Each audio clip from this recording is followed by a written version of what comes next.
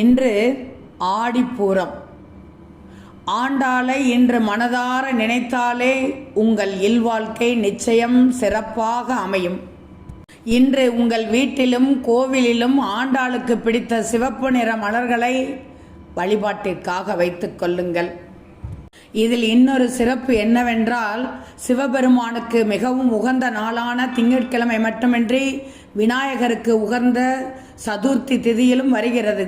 சிவன், விநாயகர், ஆண்டாள் ஆகிய 3 பேருக்கும் இன்று உகந்த நாளாக வருகிறது.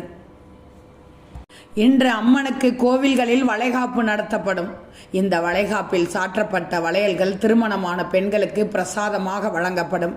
இந்த வளையல்களை அணிவதாலும் வீட்டில் வைத்து வழிபடுவதாலும் குழந்தை பேர் இல்லாதவர்களுக்கு குழந்தை பாக்கியம் கிடைக்கும் என்பது பக்தர்களின் நம்பிக்கை. இன்று அம்மனுக்கு காய்கறிகள், பழங்கள், பூக்கள் வைத்தும் சில இடங்களில் ரூபாய் நோட்டுகள் வைத்தும் அலங்காரம் செய்யப்படுவது வழக்கம். இந்த நாளில் அம்மனுக்கு பட்டாடைகளை பக்தர்கள் சாற்றி தங்களது நேர்த்திக்கடனையும் செலுத்துவார்கள். சிறப்பு அர்ச்சனைகளும் பூஜைகளும் நடக்கும். இன்று ஆடிப்பூரத்தில் அனைத்து அம்மன் கோவில்களிலும் இந்த நாளில் பக்தர்கள் கூட்டம் அலைமோதும். இந்த நாளில் இன்னொரு சிறப்பு, ஆடி மாதத்தில் வரும் வளர்பிறை சதுர்த்தி நாக சதுர்த்தி. இன்று அரச மரம், வேப்ப மரம், ஆலமரத்தடியில் உள்ள நாகர் சிலைகளுக்கு பால் அபிஷேகம் செய்து புதிய வஸ்திரம் கட்டி பூஜை செய்யலாம்.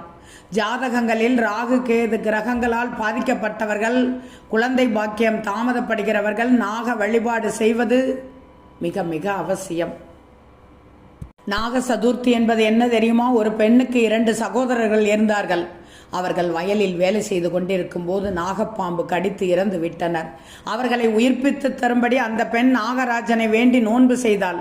அவரது வேண்டுகோளுக்காக அவளது சகோதரர்களை நாகராஜன் உயிர்ப்பித்த நிகழ்வினை தொன்மமாக கருதுகிறார்கள். அதுதான் நாக சதுர்த்தி.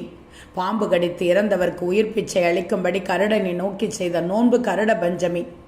தங்கள் விருப்பம் போல் நாக சதுர்த்தி, நாக பஞ்சமி, கருட பஞ்சமி விரதங்களையும் இன்று மேற்கொள்வார்கள்.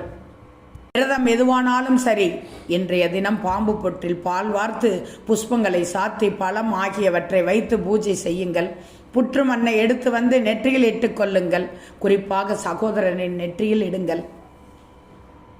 இன்று அருகிலுள்ள புற்றுக்கோவிலுக்கு சென்று பால் மற்றும் முட்டைகள் வழங்கி வழிபட்டால் சர்ப்ப தோஷங்கள் யாவும் நீங்கும்.